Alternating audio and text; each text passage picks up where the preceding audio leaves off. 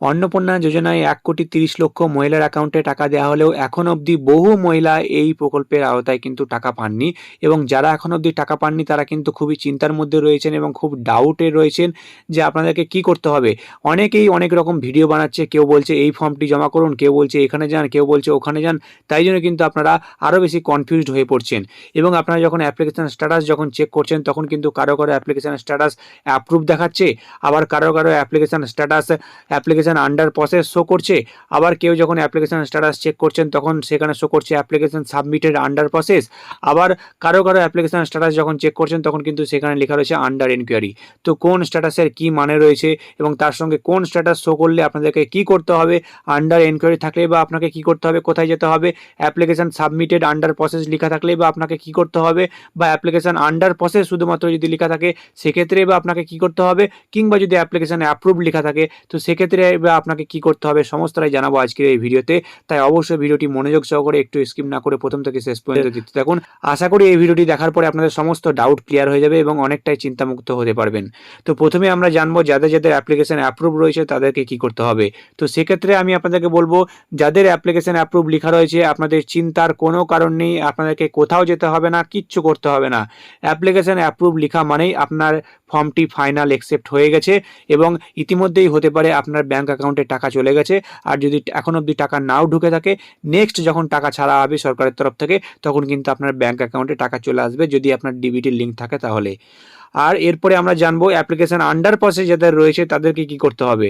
তো application under process যদি লেখা থাকে সেক্ষেত্রেও আপনাকে কিছু করতে হবে না, আপনাকে কিন্তু ওয়েট করতে হবে, কোথাও যেতে হবে না, আপনাকে কোথাও কোনো ফর্মও জমা করতে হবে না। অ্যাপ্লিকেশন আন্ডার প্রসেস এর অর্থ হচ্ছে আপনার ফর্মটি কিন্তু ভেরিফিকেশন হচ্ছে, এখন অবধি ভেরিফিকেশন কমপ্লিট হয়নি।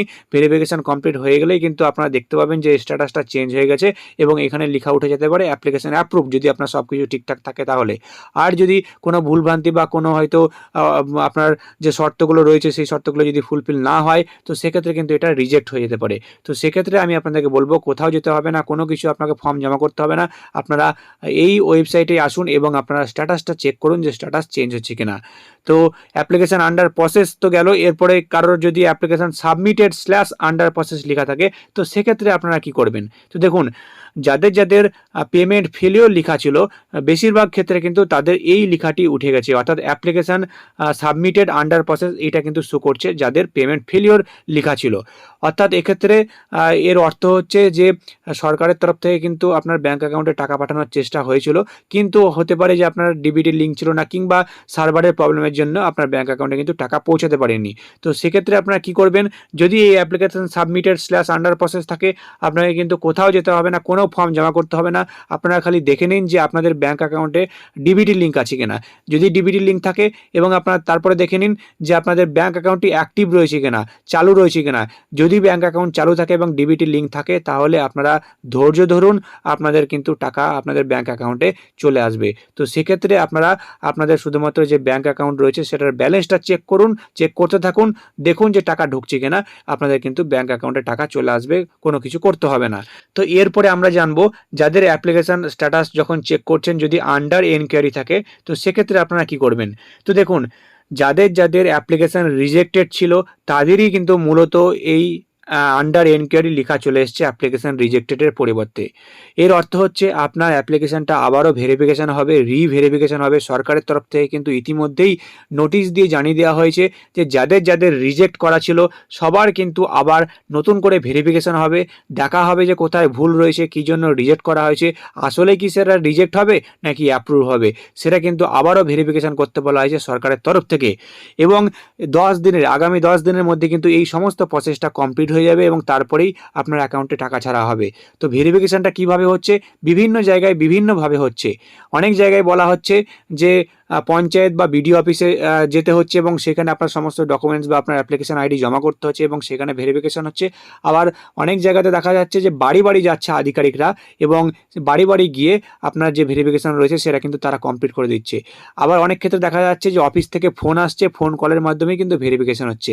আবার অনেক ক্ষেত্রে দেখা যাচ্ছে যে কোনো একটা জায়গায় বা কোনো একটা স্কুলে ক্যাম্পের মতন তারা কিন্তু আসছেন, বসছেন আধিকারিকরা এবং যাদের যাদের রিজেক্ট হয়েছে তাদেরকে ডাকা হচ্ছে এবং সমস্ত যে আপনার ডিটেলসগুলো সেগুলো আবার তারা খতিয়ে দেখছে এবং আপনার অ্যাপ্লিকেশনটা আবার তারা ভেরিফাই করে দিচ্ছে। তো এক্ষেত্রে আপনাকে কি করতে হবে, যদি আন্ডার এনকোয়ারি লেখা থাকে তো সেক্ষেত্রে আপনারা আপনাদের যে বিডিও অফিস রয়েছে বা পঞ্চায়েত রয়েছে কিংবা পৌরসভা রয়েছে সেখানে কিন্তু অবশ্যই কন্ট্যাক্ট করুন এবং আপনারা নজর রাখুন যে সেখানে কিভাবে আপনাদের ভেরিফিকেশনটা হচ্ছে। আপনাদেরকে কিন্তু অবশ্যই আবার ভেরিফিকেশন করাতে হবে, যেখানে যেভাবে ভেরিফিকেশন হচ্ছে সেইভাবে কিন্তু আপনাদের ভেরিফিকেশন করাতে হবে। যদি বাড়ি বাড়ি আসে সেক্ষেত্রে আপনাকে কিচ্ছু করতে হবে না, আপনারা বাড়িতে ওয়েট করুন। বাড়িতে যখন সরকারি আধিকারিকরা আসবে আপনার সমস্ত ডিটেলসগুলো আপনারা বলবেন, ডকুমেন্টস দেখাবেন, তারা কিন্তু ভেরিফিকেশন করিয়ে দেবে। আর যদি বিডিও বা পঞ্চায়েত অফিসে বা পৌরসভাতে যেতে হয় তাহলে সেক্ষেত্রে আপনার সমস্ত ডকুমেন্টস নিয়ে চলে যান এবং অ্যাপ্লিকেশন আইডি নিয়ে যান, সেখানে কিন্তু ভেরিফিকেশন করিয়ে নিন। আর আপনার এরিয়াতে যদি ফোন কলের মাধ্যমে ভেরিফিকেশন হয় তো সেক্ষেত্রে কিন্তু অবশ্যই আপনাদের যে নাম্বারগুলো রয়েছে সেই নাম্বারগুলো আপনারা অ্যাক্টিভ রাখুন এবং সেই নাম্বারে কোনো আননোন নাম্বার থেকে যদি কল আসে তাহলে অবশ্যই সেই কলটা রিসিভ করুন এবং যে সমস্ত ডিটেলসগুলো চাওয়া হবে সেই সমস্ত ডিটেলসগুলো আপনারা কিন্তু সেখানে তাদেরকে বলে দিন। তবে একটা কথা মাথায় রাখবেন যে কোনো রকম কোনো ওটিপি বা এরকম কোনো কিছু তথ্য দেবেন না, যাতে করে আপনার ফাইন্যান্সিয়াল লস হতে পারে। এবং তারপরে যখনই ভেরিফিকেশন কমপ্লিট করে দেওয়া হবে আপনারা দেখতে পাবেন যে এই স্ট্যাটাসটা যেটা রয়েছে আন্ডার এনকোয়ারি এটা কিন্তু চেঞ্জ হয়ে অ্যাপ্লিকেশন অ্যাপ্রুভ লেখা উঠে গেছে, যদি আপনাদের সমস্ত কিছু ঠিকঠাক থাকে, যদি সব কিছু শর্ত ঠিকঠাক আপনারা ফুলফিল করেন তাহলে। এবং অ্যাপ্লিকেশন অ্যাপ্রুভ যদি লেখা উঠে যায় তাহলে কিন্তু আর নেক্সট যখন টাকা ছাড়া হবে আবার 20 তারিখের পরে একটা কিন্তু আবার টাকা ছাড়া হবে, এরকমটা কিন্তু আপডেট উঠে আসছে। তো যখনই টাকা ছাড়া হবে তখনই কিন্তু আপনাদের ব্যাঙ্ক অ্যাকাউন্টে আবার টাকা চলে আসবে। তো আশা করি আপনাদের সমস্তটাই বোঝাতে পেরেছি। ভিডিওটি ভালো লাগলে অবশ্যই একটা লাইক করবেন। আরও যদি কোনো প্রশ্ন থেকে থাকে আপনারা কমেন্ট সেকশনে কমেন্ট করে জানাবেন, আমি আপনাদের উত্তর দেওয়ার চেষ্টা করব। আর চ্যানেলে নতুন হলে চ্যানেলটাকে অবশ্যই সাবস্ক্রাইব করতে ভুলবেন না। আর ফেসবুকের থেকে দেখে থাকলে অবশ্যই ফেসবুকের পেজটিকে ফলো করতে ভুলবেন না। আবার আসছে একটা নতুন বড় আপডেট নিয়ে।